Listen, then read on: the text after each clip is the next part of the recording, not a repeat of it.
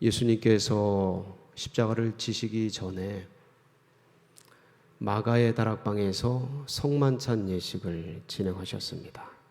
마지막 식탁이죠. 저녁 식사를 하는 중에 세족식도 하시고 또 제자들을 향한 여러 가지 당부도 하시고 예언적 말씀도 하셨습니다. 당시 제자들은 이 예루살렘 행이 굉장히 기대와 소망 속에 제자들이 올라왔습니다. 이번에 주님이 왕으로 등극하실 것에 대한 기대를 가지고 올라오면서 제자들이 내가 오른쪽에 내가 더 뛰어나게 다투면서 내가 위다 내가 아니다 얘기할 정도로 기대를 가지고 올라왔습니다. 그런데 실상은 전혀 그렇지 않은 주님의 모습을 보게 됩니다. 그래서 그 최후의 만찬의 분위기를 대변해주고 알려주는 말씀이 요한복음 16장 32절입니다. 여기를 보면 주님께서 13장부터 17장까지 쭉 강화를 하십니다. 다락방 강화라고 하는데 말씀을 하시면서 기도도 하시고, 그런데 그때 분위기와 그때 배경이 어떠했는지를 기록한 말씀입니다. 우리 요한복음 16장 32절 말씀 같이 한번 봉독해 보겠습니다. 보라, 너희가 다 각각 제 곳으로 흩어지고 나를 혼자 둘 때가 오나니 벌써 왔도다. 그러나 내가 혼자 있는 것이 아니라 아버지께서 나와 함께 계시느니라. 분위기가 어떻습니까? 굉장히 어둡습니다. 그런데 이 어두운 내용을 주님이 편안하게 말씀하십니다. 편안하게 말씀하시는데 그 내용 각각을 살펴보면 굉장히 힘든 배경입니다. 너희들이 다 흩어질 거라는 거예요. 제자들이 다 도망갈 거라는 거죠. 배신할 거라는 겁니다. 배반해서 떠나갈 거라는 거죠. 그리고 주님 홀로 남겨주신다는 거예요. 혼자가 되신다는 거예요. 그리고 어떻게 됩니까? 잡혀가시죠. 그리고 각종 고문을 당하시죠. 채찍을 맞으시죠. 그리고 십자가를 지시죠. 돌아가시는 거예요. 그러니까 지금 이날 밤 잡히십니다. 그러니까 거대한 파도가 지금 밀려오고 있는 거예요. 쓰나미 같은 엄청난 폭풍이 밀려오고 있는 겁니다. 우리가 사실 건강검진 하나만 한다고 해도 우리네 마음이 조마조마합니다. 무슨 일 나는 거 아닌가. 근데 지금 주님은 실제적으로 역사적으로 쫙 고통과 아픔과 죽음과 배반과 모멸과 그런 것들이 몰려오는 그런 와중이신 거예요. 이 말씀이 그걸 증거하고 있습니다. 그런데 이 32절 말씀 뒤에 33절이 나오는데 그 말씀 33절이 참 놀랍습니다. 한번 보실까요? 시작. 이것을 너희에게 이르는 것은 너희로 내 안에서 평안을 누리게 하려 함이라. 세상에서는 너희가 환난을 당하나 담대하라. 내가 세상을 이기었노라. 할렐루야. 이것을 너희에게 이르는 것은 너희로 내 안에서 뭐를 누리게 하려 함이라요? 평안. 내 안에 있는 평안을 너희가 누려라. 주님은 이 엄청난 실존, 다가오는 고통, 고난, 아픔 속에서 뭘 누리고 계시는 거예요? 평안. 어떻게 이룰 수 있을까? 지금 당장 육체의 고통이, 죽음이, 배신이, 배반이 은 30냥에 팔리고 선임 제자가 맹세하고 저주하고 부정하고 도망가는 이 처절하게 홀로 남겨지는 현장 속에서 어떻게 평안할 수 있을까요? 참 신기하지 않습니까? 오늘 이 부분을 같이 좀 살펴보려고 합니다. 예수님께서 부활하시고 나서도 제자들이 두려워 떨고 다락방에 모여서 문을 잠고 막 그러고 있을 때 딴 주님이 나타나셔서 뭐라고 말씀하셔요? 첫 인사가 너희에게 평강이 있을지어다. 두려워 떨고 있는데, 지금 불안해하고 있는데, 어려워하고 있는데 너희에게 평강이 있을지어다. 이 평강의 비밀은 도대체 무엇인가? 이 평안의 비밀은 어떤 것인가? 그것을 기록한 답안지가, 그것을 기록한 말씀이 오늘 시편 본문이에요. 시편 131편 1절로 3절 말씀. 실로 젖된 아이가 그 어머니 품에 있음같이 내 영혼이 젖된 아이와 같은 평안을 누리는 놀라운 모습. 어떻게 그럴 수 있을까?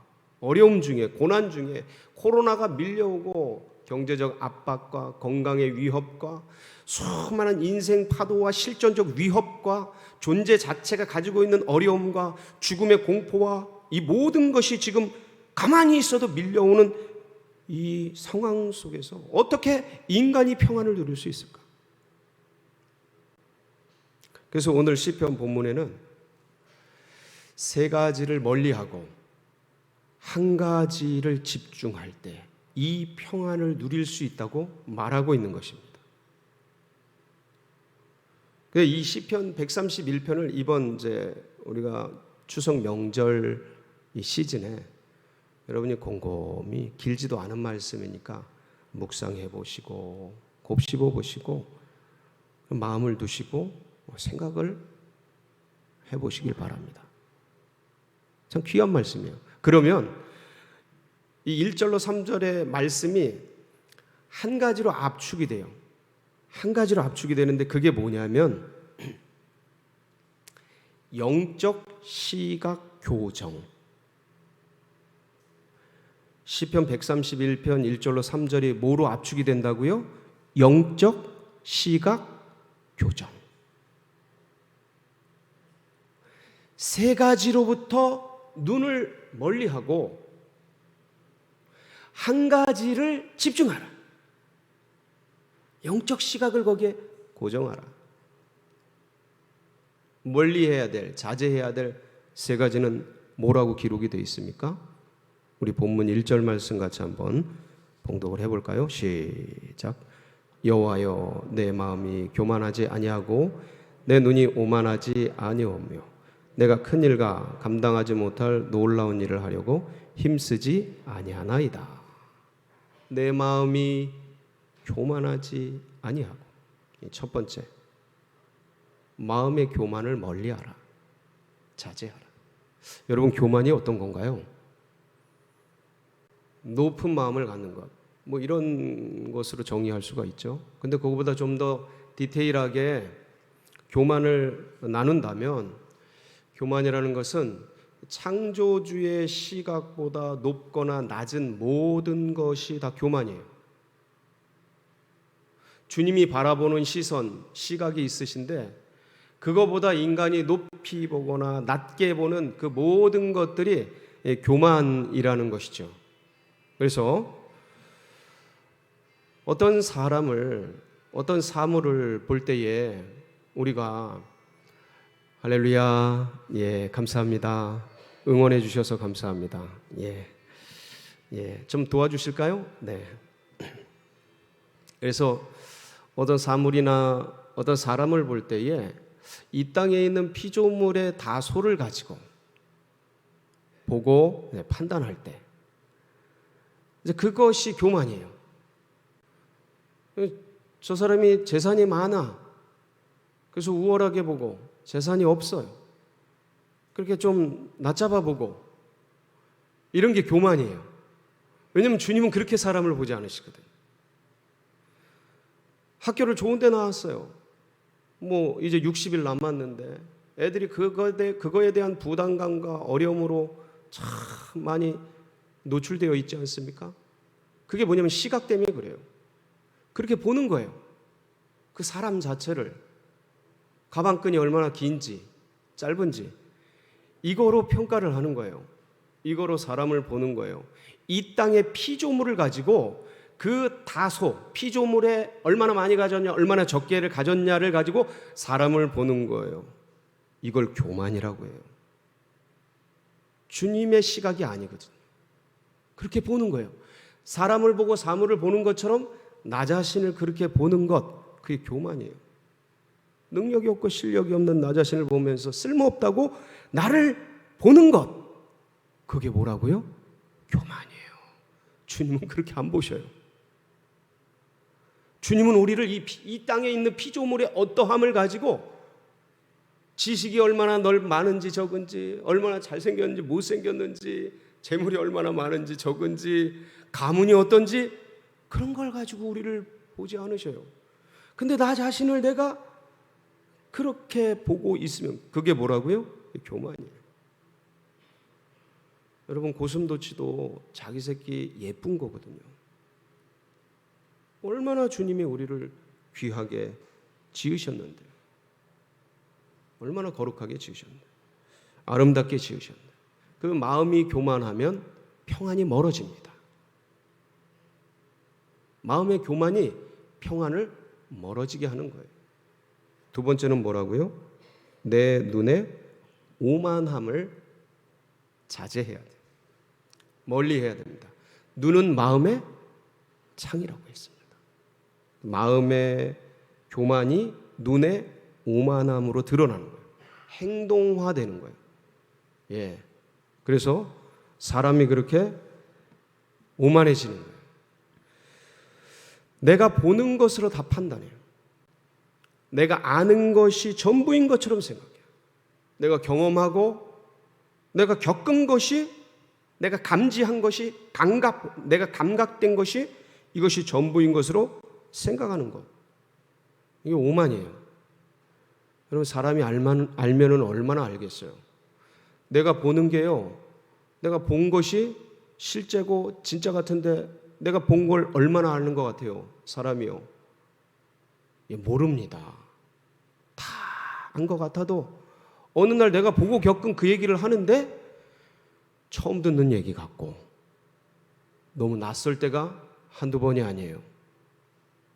평생을 옆에 같이 경험하고 먹고 살고 같이 온 배우자도요, 어떤 때 보면 낯설어요. 네, 내가 잘 모르고 있구나. 평생 겪었는데도 그럴 때가 있어요. 낳고 기른 자식, 주물러서 키운 그 자식들도 다 아는 것 같은데 어느 땐 남 같습니다. 남 같아요. 아는 게 아니에요.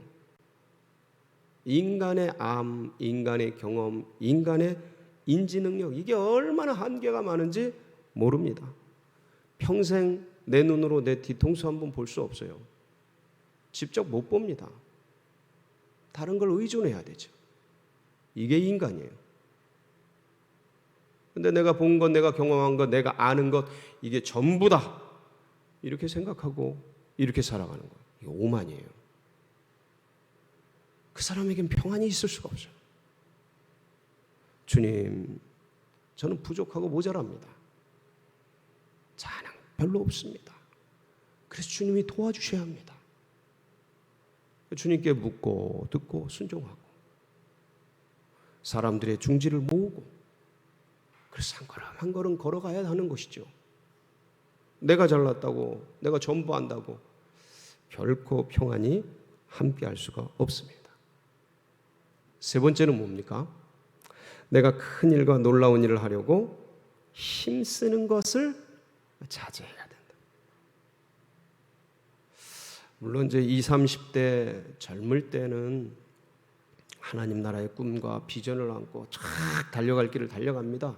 진짜 가루가 되고 제가 될 정도로 뛰고 비전을 향해, 꿈을 향해 주님의 역사를 이루기 위해서 이제 달려갑니다. 근데 이 시편에서 말씀하고 있는 큰 일과 감당하지 못할 놀라운 일을 힘쓰는 것은 뭐 때문에 힘쓰는 거냐면 나를 드러내기 위해서, 나를 나타내기 위해서. 그래서 힘쓰는 거예요. 인생 뭐 있나? 멋지게 한번 살다 가는 거지. 예? 사자는 가죽을 남기고 사람은 이름을 남기는 거 아닌가? 이왕 목회할 거, 이왕 사업할 거, 세상을 놀라게 하는 그런 목회, 그런 사업, 그런 인생, 그런 삶을 살다 가는 것이죠. 이름 내기 위해서, 명성을 내기 위해서 큰 일을 힘쓰는 거예요. 감당하지 못할 놀라운 일에 에너지를 몰두하는 거예요. 결코 평안이 있을 수가 없어요. 늘 긴장이죠. 늘 쫓기는 삶. 나를 드러내려고, 나를 나타내어야 하니까 평안이 멀죠. 예, 이번에 이렇게 좀 코로나를 앓으면서 그런 경험을 하지 않았습니까? 예기치 않게 갑작스럽게 생각지도 못하게 이런 일을 겪다 보니까 많은 생각이 들더라고요. 야, 진짜 내일 일을 모른다더만 사람이 이렇게도 되는구나. 그러면서 주님께서 여러 가지를 보여주시는 중에 제가 무엇을 꿈꾸고 있었는지, 어떤 것을 향해 마음속에 있었는지 그런 것들이 드러나더라고요. 왜 저라고 그런 야망이 없겠습니까? 왜 저라고 그런 욕망이 없겠습니까? 목회 크게 하고 싶고, 세계를 울리고 싶고, 세상을 놀라게 하고 싶은 그런 마음이 제 안에 왜 없겠습니까? 근데 그게 드러난 거예요. 하나님의 영광을 위해, 주님 나라 비전을 위해 겉은 그렇게 아름답게 포장이 돼 있는데 뜯고 들어가 보니까요, 그런 것이 도사리고 있는 거예요. 근데 이렇게 탁 하고 죽음 가운데 던져지니까 다 부질없다, 아무것도 아니구나, 그런 마음이 저도 모르게 그냥 부어지더라고요. 제가 그렇게 하려고 그런 게 아니고 그냥 그런 생각이 그냥 일어나요. 그래서 은혜는 부어지는 게 맞습니다. 부어지는 게 맞아요. 네. 그래서 내 안의 야망, 내 속의 욕망들, 그들 내려놔라. 그거를 좀 내려놓고, 그러니까 얼마나 속이 편한지. 물론 그 전에도 편안하지 않은 건 아닌데, 이런 야망과 욕망을 내려놓기 전에는 이 깊이의 평안을 맛보질 못했어요. 감사한 일이죠. 여러분, 마음의 교만, 눈의 오만, 큰 일과 감당하지 못할 놀라운 일을 힘쓰는 것, 이것이 평안으로부터 멀어지게 하는 거예요. 왜 그러냐면 마음의 교만과 눈의 오만과 감당하지 못할 큰 일에 힘쓰는 것은 그 시각이 나를 향하기 때문에 그래요. 나를 드러내고, 나를 나타내고, 내가 잘났다고. 그렇게 되면, 그게 잘 돼도, 그렇게 원하는 대로 돼도 불안해져요. 뺏기고 놓칠까 봐. 안 되면 안 돼서 두려워져요. 그러니까 돼도 안 돼도 사람이 불안하고 두렵게 되는 겁니다. 그 일을 향해 가면, 나를 향해 가면, 세상을 향해 가면 그렇게 되는 거예요. 근데 오늘 말씀이 어떻게 기록되어 있습니까? 2절, 3절을 보면 평안을 얻는 비밀이 그려져 있죠. 2절, 3절 한번 봉독해 보겠습니다. 시작. 실로 내가 내 영혼으로 고요하고 평온하게 하기를 젖된 아이가 그의 어머니 품에 있음 같게 하였나니 내 영혼이 젖된 아이와 같도다. 이스라엘아, 지금부터 영원까지 여호와를 바랄지어다. 이스라엘아, 지금부터 영원까지 누구를 바래요? 여호와를 어떻게 해요? 바라는 거예요. 뭘 바라는 거예요? 여호와를 바라보는 거예요. 언제부터 언제까지? 지금부터 영원까지. 언제 어디서나 축복의 때든 고난의 때든 언제든지 여호와를 바랄 때 뭐가 주어져요? 네, 실로 내 영혼이 어머니 품에 있음 같은 평안. 젖된 아이가 엄마 품에서 젖을 먹다가 탁 하고 잠든 진짜 하늘에서 부어주시는 평안과 안식이 누려지는 거예요. 어디로부터? 주님을 바라볼 때. 주를 바라보시기 바랍니다. 언제든지 이제부터 영원까지. 할렐루야. 그러면 그 주님이 어떤 분이시길래 도대체 우리 안에 평안이 부어지냐 이거예요. 제가 세 가지를 말씀드릴게요. 첫 번째는 우리가 바라보는 그 주님이 창조주신 거예요. 그 주님이 뭐라고요? 창조주셔요. 여러분, 창조주, 우리 주님이 창조하신 것은 완벽합니다. 완전합니다.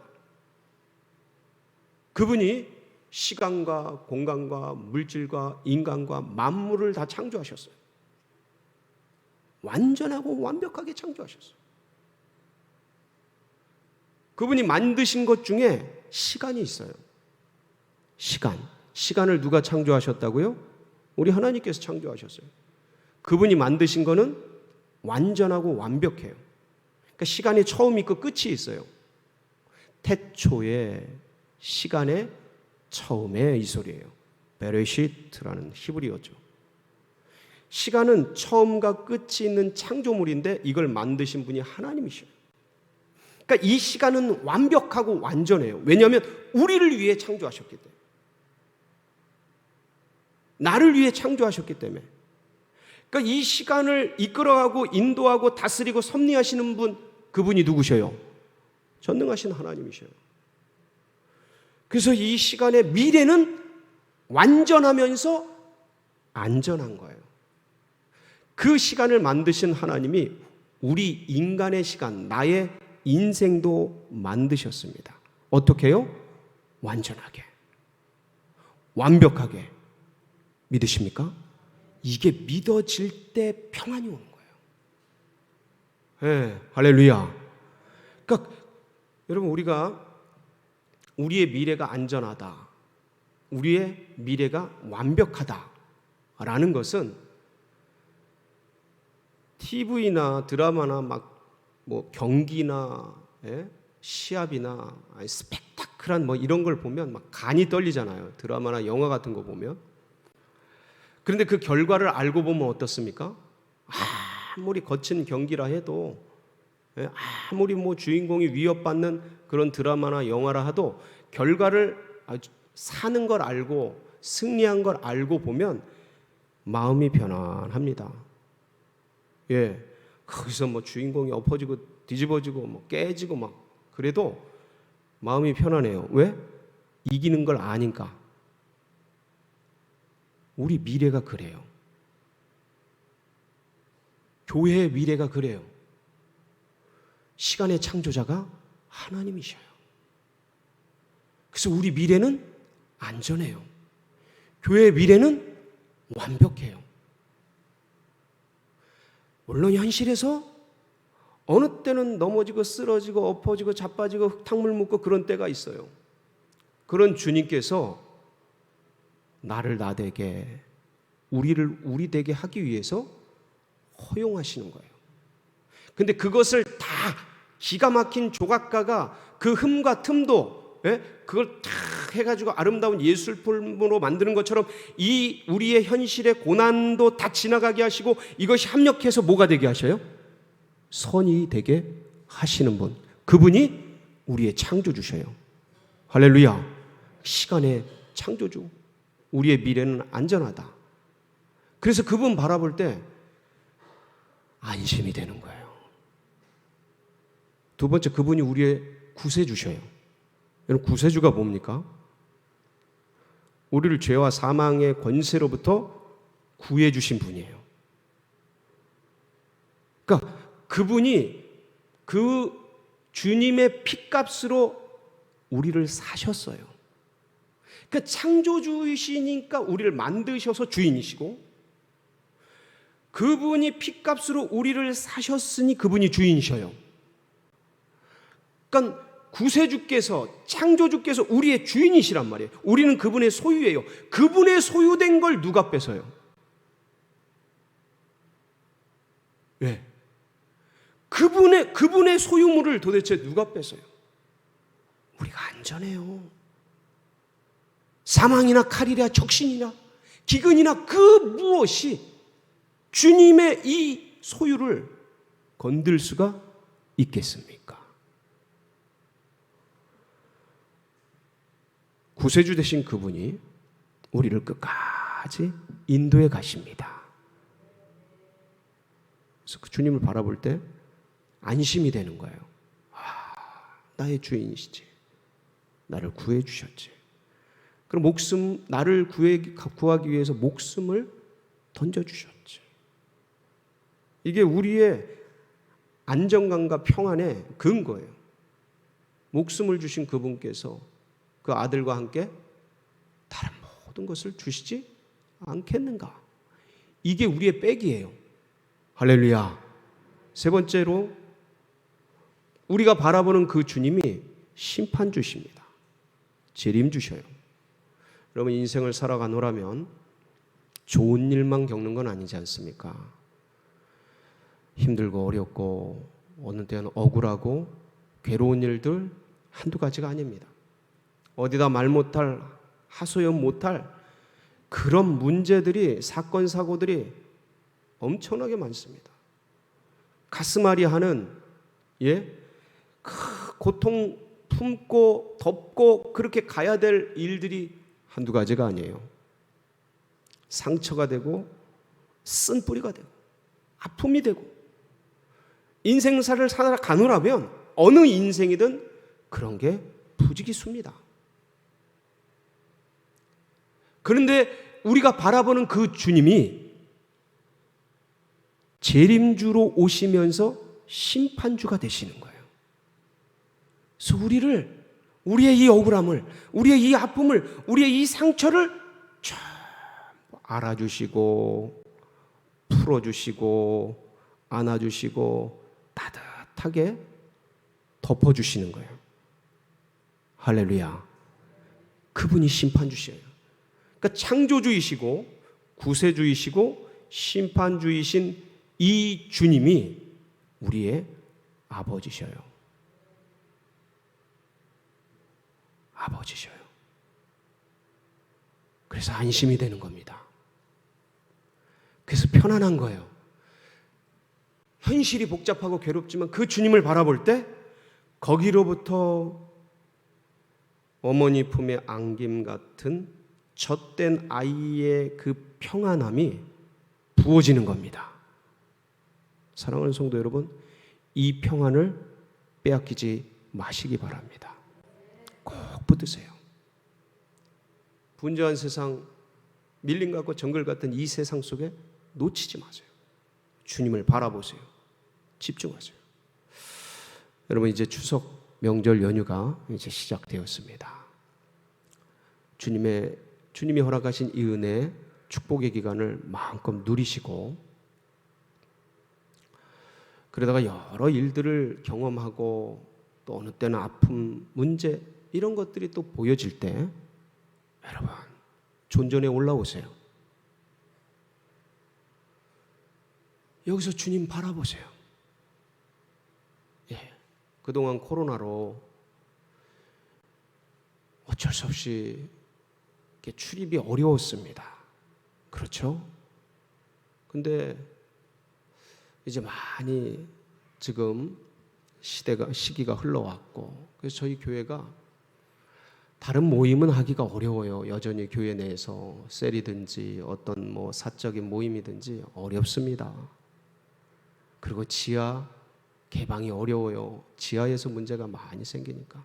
그러니까 이 본당에서 여기 올라오셔서 거리두기 지키면서 주님 바라보세요.